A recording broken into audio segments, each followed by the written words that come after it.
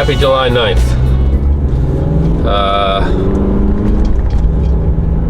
It's my birthday. So, heading out. Happy birthday to me. What the heck? What does a big little history dork do on his big little birthday? Although this is a big one. He goes to a Civil War battlefield where the battle took place on his birthday. So, big little birthday. The big, very old, but feeling good, feeling happy. Crappy day, lots of clouds, but we're gonna get out and do this thing, and we'll see you soon. Alright, so it's raining on my birthday. I'm gonna chase that piece of blue sky in front of me, you know. Nevertheless, it's raining. I've got a full tank of gas. Camera looking at me. Here I go.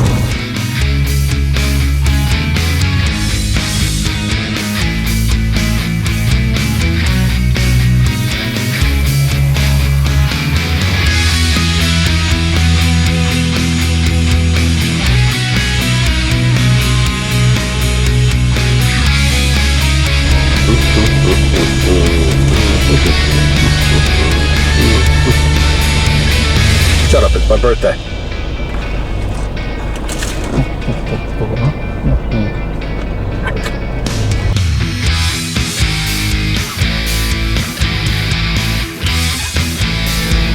Alright, plan B. Plan B being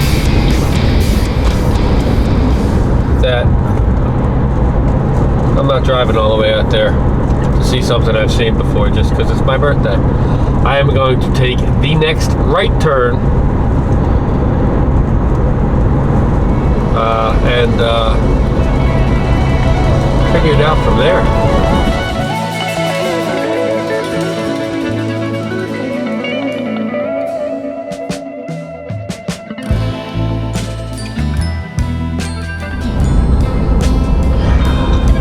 Alright, so I took a right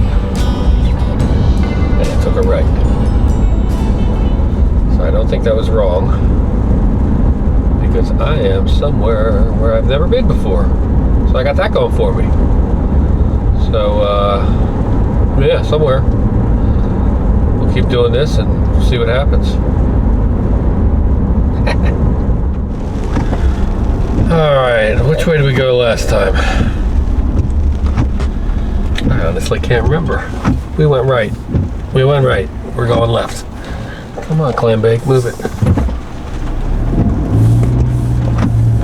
There we go. Turning left. See where it brings us.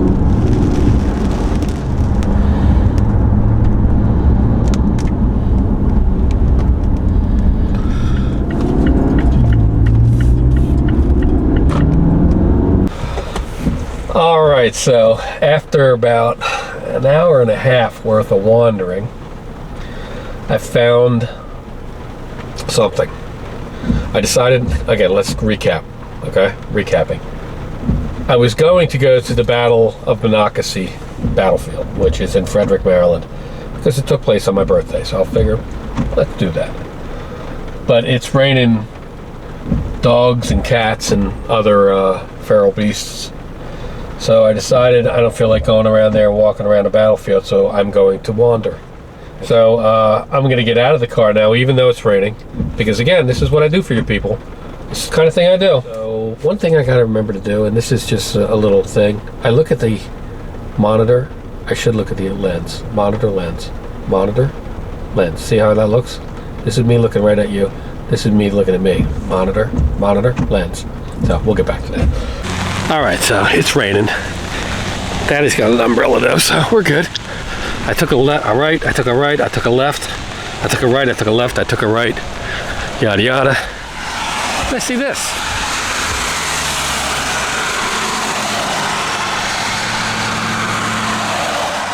All right, so Dr. Charles Alexander Warfield.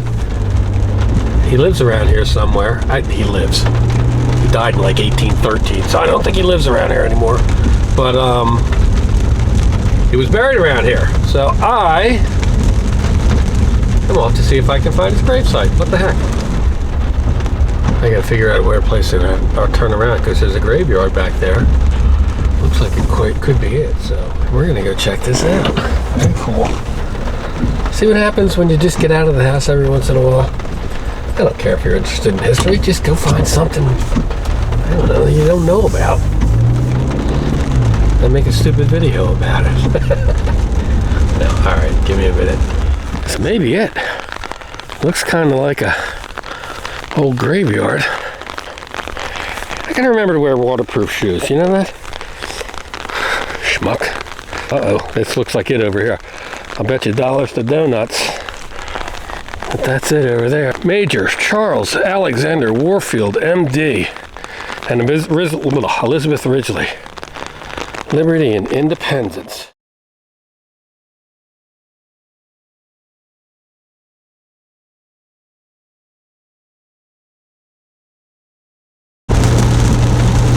All right, so yeah, that's pretty cool stuff. Like this guy lived at a time where so much was happening, and he was a part of it. He was absolutely a part of it. But yeah, this is I mean, the quintessential Big Little history to me. Dr. Warfield apparently did a lot in a time where a lot needed to be done, and he was a part of the big history, the Revolutionary War.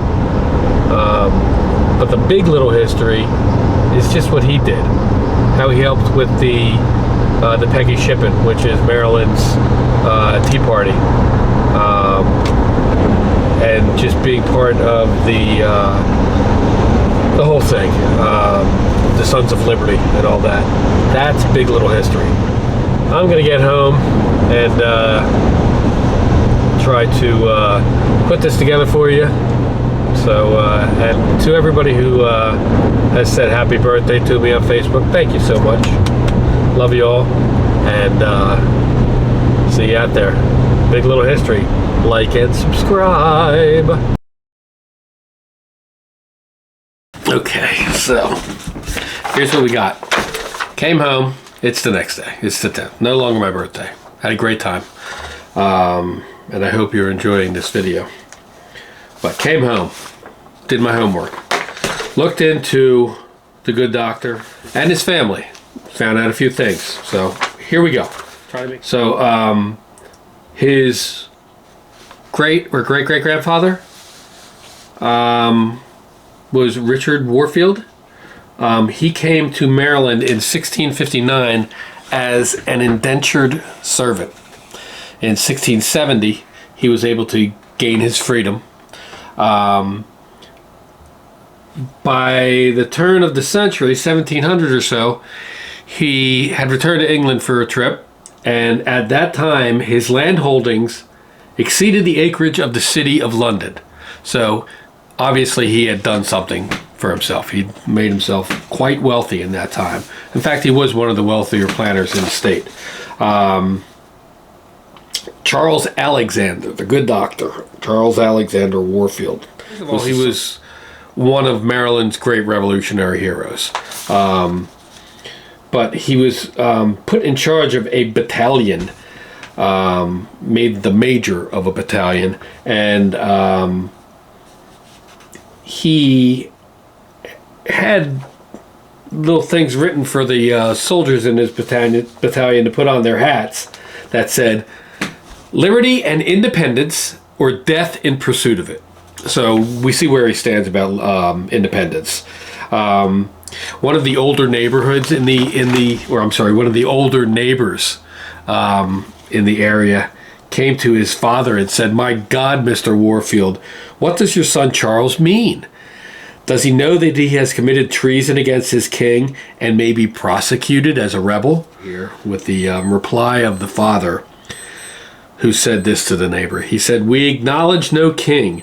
The king is a traitor to us, and the period has arrived when we must either tamely submit to be a slave or struggle gloriously for liberty and independence.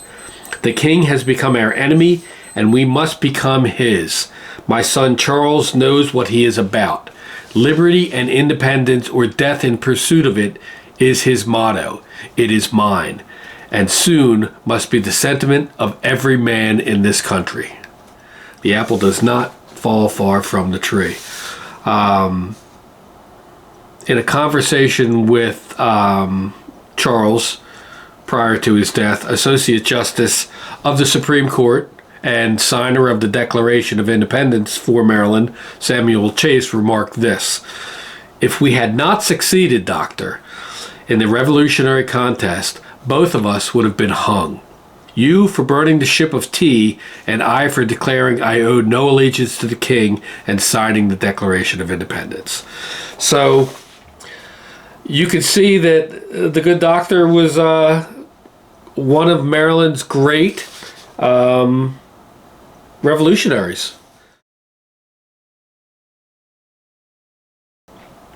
We can see that he was responsible for the burning of the Peggy Stewart, and I'll have links to all the information I got here.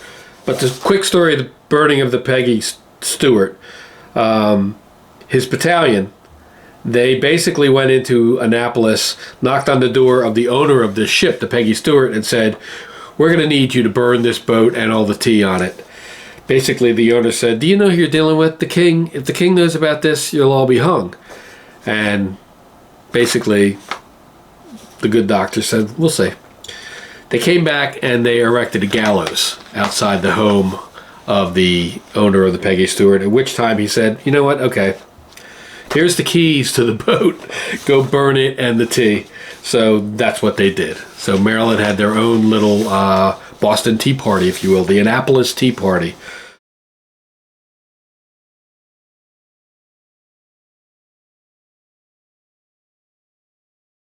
Liberty ship during World War II was christened after him, the Charles A. Warfield. They did this for revolutionary heroes at the time of World War II.